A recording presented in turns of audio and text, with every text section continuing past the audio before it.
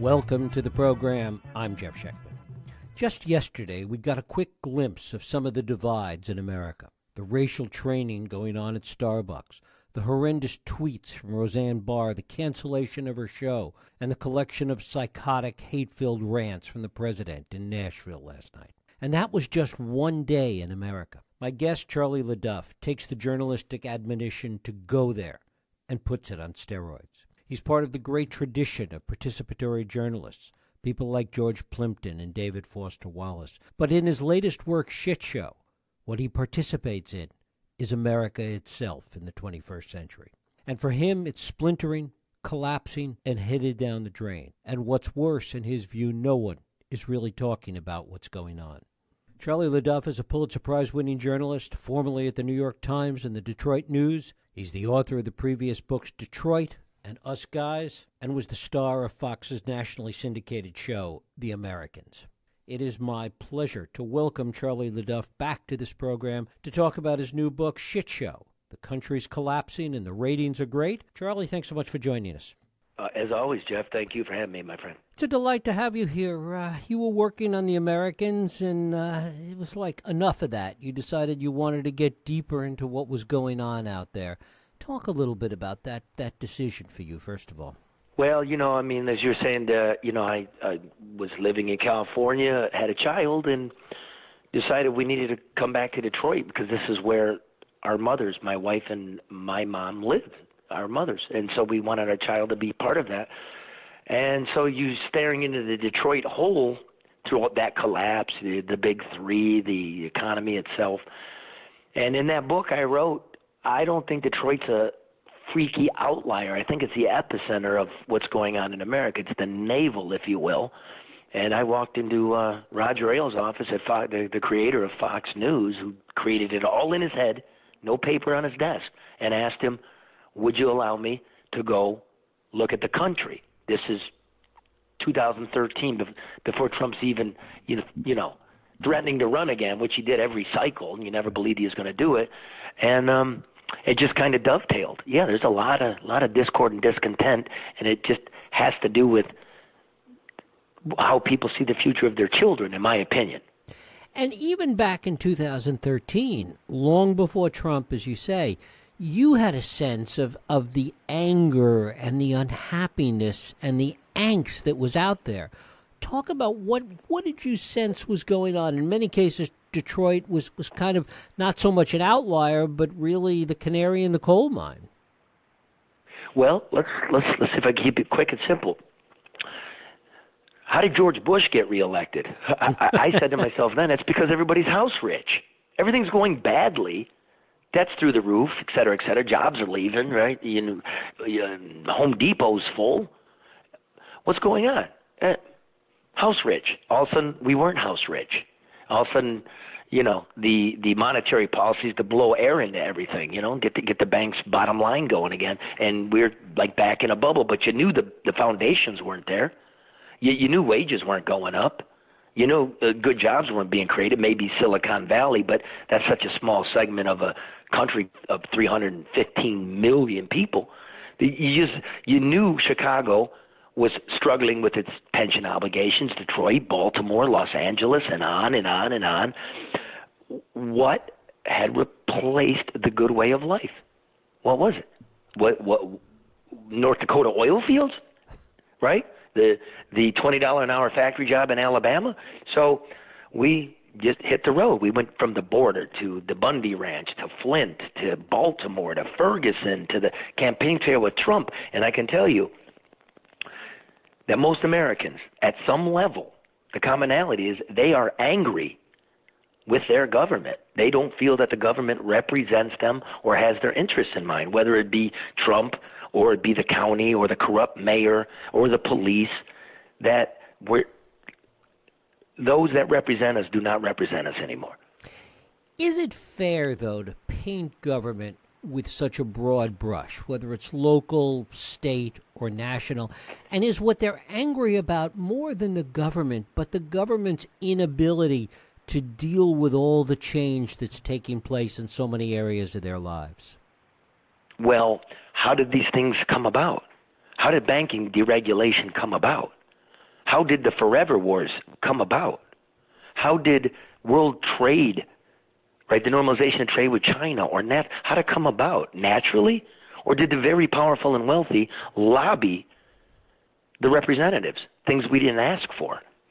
Because we don't have these things anymore. And then what is the only branch of government that will even listen to you?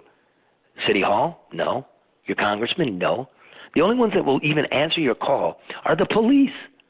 And the country is so erratic, violent, right? Doped up, angry, family strife. They show up, but they can take your civil liberties, so we have an issue with them. But we're asking the police to keep this thing on the tracks when the foundation's eroded. That's kind of what I saw. Is it fair? I think it's fair. Is it fair to say everybody in government is corrupt? I think that's asinine. That's silly, and it's immature, right? But I do think profound things have happened, set in motion by very powerful and moneyed interests. There's just no doubt about that. Are they all set in motion by money interest, or are some of them just powerful global economic forces that we just got on the bandwagon of? But what is a powerful global economic force? Is that a trade wind? What is that? What is that? That is a market constructed by human beings, manipulated by human beings. A market in itself tells you that there are rules attached to how, monopoly's not good, oligopoly's not good, price fixing's not good, perfect flow of information, right? No counterfeit, no stealing. These are the principles of a market. So when we say global interests, well, what does that mean? Because we're not alone. Look at the British, look at the Austrians, look at the Russians, look at the Egyptians, look at the Mexicans. Remember last year that at this very time they had gasoline riots, remember? Look at Brazil. Look at Venezuela. The whole world is like this. So I just want to say, just to look at Trump and some of the dumb shit that he's tweeting is not enough of an explanation about this country, about the media, about work, about dignity. That's just not enough. I don't buy it. And certainly that's true. In many ways, Trump is not the cause of any of this, but merely the symptom of all of these things that you're talking about. Talk about what you see as the role of the media in all of this. In a way, and you were talking a little bit about this earlier, that we all exist in these bubbles depending on where we are in the country, and we see the world through our particular lens. And yet, in some ways, we should be more connected than ever, but we seem more apart than ever. Yeah, because of the sedentary nature of life, what it's becoming. You live in a box, you eat out of a box, you watch a box, you commute in a box, you go to work and sit in a cubicle. You're sort of disconnected in a way. This is not the totality of the human experience. We are also part animal. We like adventure, movement, fresh air, waves, a nice bottle of wine, for God's sake. And we're just tuning into a show. But the show doesn't reflect that anxiety of being in the box. It almost preys upon you to just buy into the body politic as if it was a sporting event. But it's so I don't know what to make of it anymore. The way it's being projected to me, certainly things are very serious. Comey and Mueller, but it gets the same volume as Scaramucci and Stormy Daniels. Like, well, what am I to think? What's for real? What's getting done? What's lining up the future for my kid? These tax breaks? That's probably the biggest thing that went down. And like the banking deregulation, where you don't see the effects for 10 years, it's probably the same kind of thing. Because whenever big, grand things do get done in Washington, we get whipsawed. And so what is the role of the media? I just thought it was once the media was hip to the fact that they completely missed it, and the mea culpas came from the editorial board, so we're going to do a better job of understanding you. They're still not doing it. In fact, they doubled down on the split screen. It's a quadrant. It's an octagon. It's just blabbermouthing. You know what I mean? What about, Right. what about, for instance, the million farm workers without papers? You know, the jobs they do that American has never done in 100 years. What are we going to do about them? What do we do about the million violent offenders that we still have here? That's 2 million that we all agree on. We don't want violent people, and the good, hardworking people that have been here and have children, we need to do something with them. And yet we're not doing anything. And where are we going? And it's not just Trump, because I remember the last 20 years of this, nothing got done. And here we go again. Same old, same old.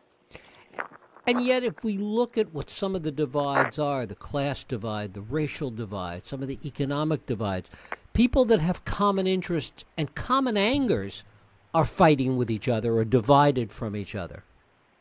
That's the problem, isn't it? Because you're so right about that. In the real world, you know, there is an overlap. People do talk. In real life, people, you know, get along. They have neighbors.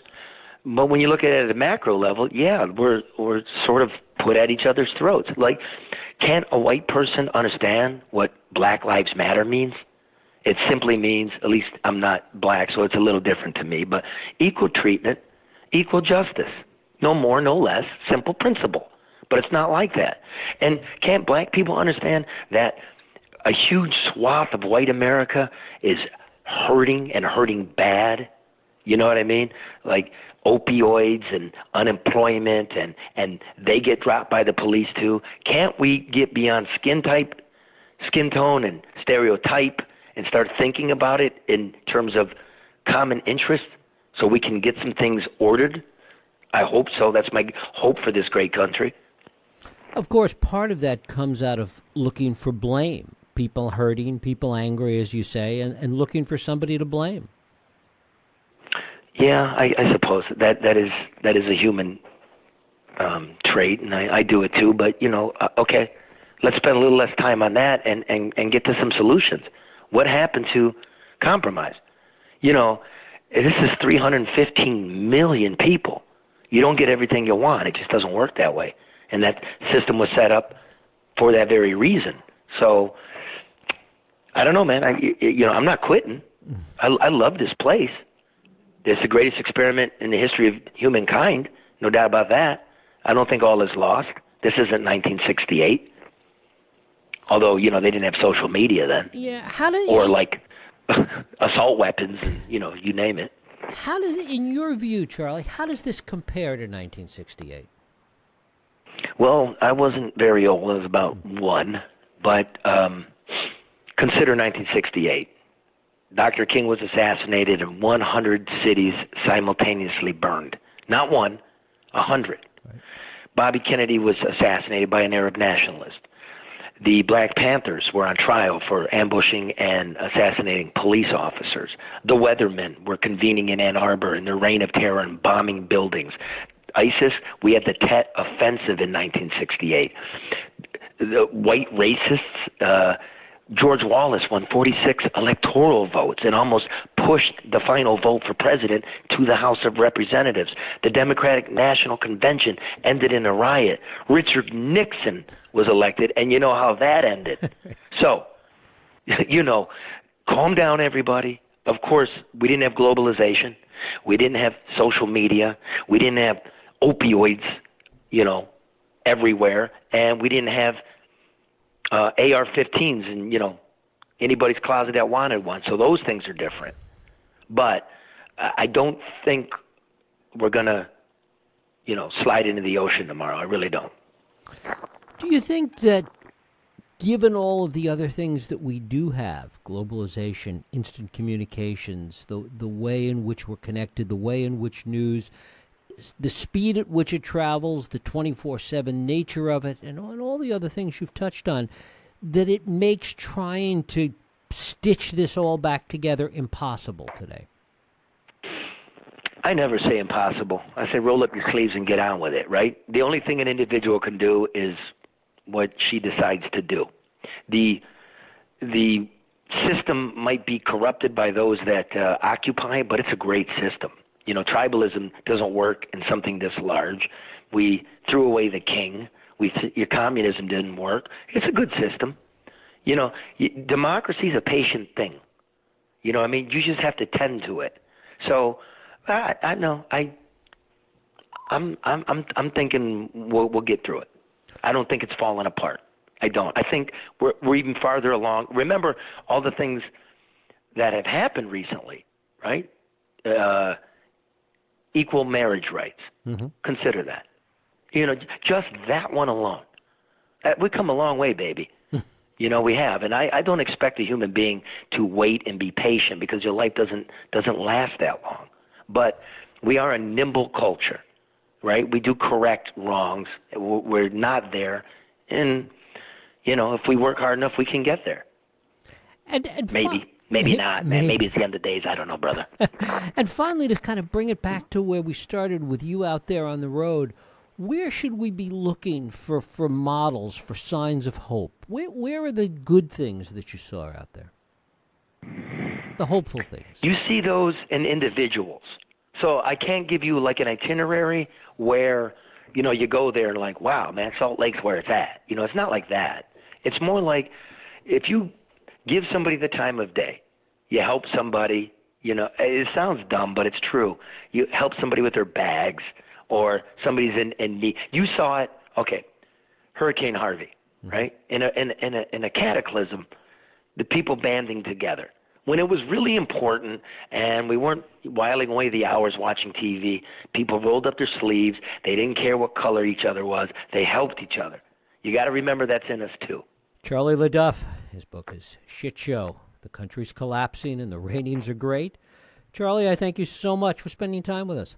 Hey, I'm going to be in San Francisco. I think it's next week. I hope you come to the reading. If not, you know. Absolutely. I love you anyway.